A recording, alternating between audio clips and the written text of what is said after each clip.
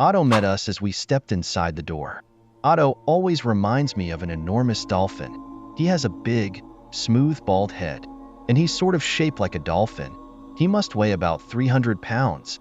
Otto was dressed entirely in black, as always. Black shirt, black pants, black socks, black shoes, and gloves, you guessed it, black. It's the uniform that all the tour guides wear. "Look who's here," he called. "Stephanie and Duane." He broke out into a wide grin. His tiny eyes flashed in the candlelight. "Our favorite guide." Stephanie greeted him. "Are we in time for the next tour?" We pushed through the turnstile without paying. We're such regulars at Hill House that they don't even charge us anymore. "About 5 minutes, guys," Otto told us. "You two are out late tonight, huh?" "Yeah." "Well," Stephanie hesitated. "It's more fun to take the tour at night, isn't it, Duane?" She jabbed my side. "You can say that again," I mumbled. We moved into the front hall with some others who were waiting for the tour to begin. Teenagers mostly, out on dates. The front hall is bigger than my living room and dining room put together. And except for the winding staircase in the center, it's completely bare. No furniture at all. Shadows tossed across the floor. I gazed around the room. No electric lights. Small torches were hung from the peeling, cracked walls. The orange torchlight flickered and bent. In the dancing light, I counted the people around me. 9 of them. Stephanie and I were the only kids. Otto lighted a lantern and crossed to the front of the hall. He held it up high and cleared his throat. Stephanie and I grinned at each other. Otto always starts the tour the same way. He thinks the lantern adds atmosphere. "Ladies and gentlemen," he boomed, "welcome to Hill House. We hope you will survive your tour tonight." Then he gave a low, evil laugh. Stephanie and I mouthed Otto's next words along with him.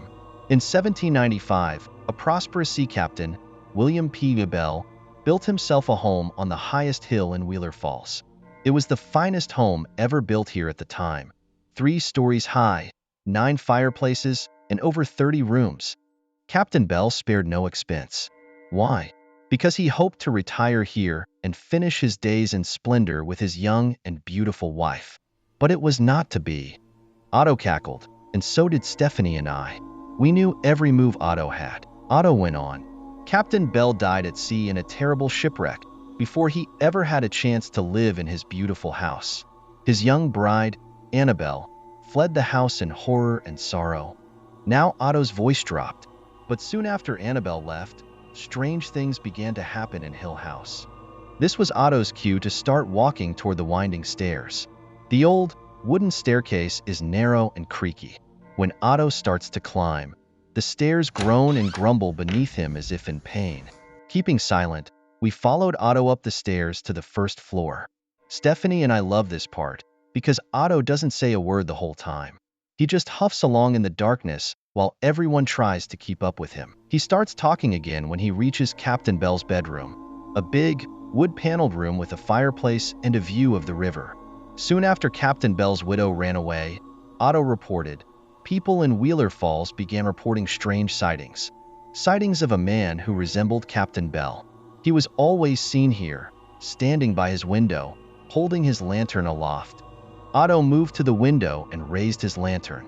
On a windless night, if you listened carefully, you could sometimes hear him calling out her name in a low, mournful voice. Otto took a deep breath, then called softly, "Annabelle, Annabelle, Annabelle." Otto swung the lantern back and forth for effect. By now, he had everyone's complete attention.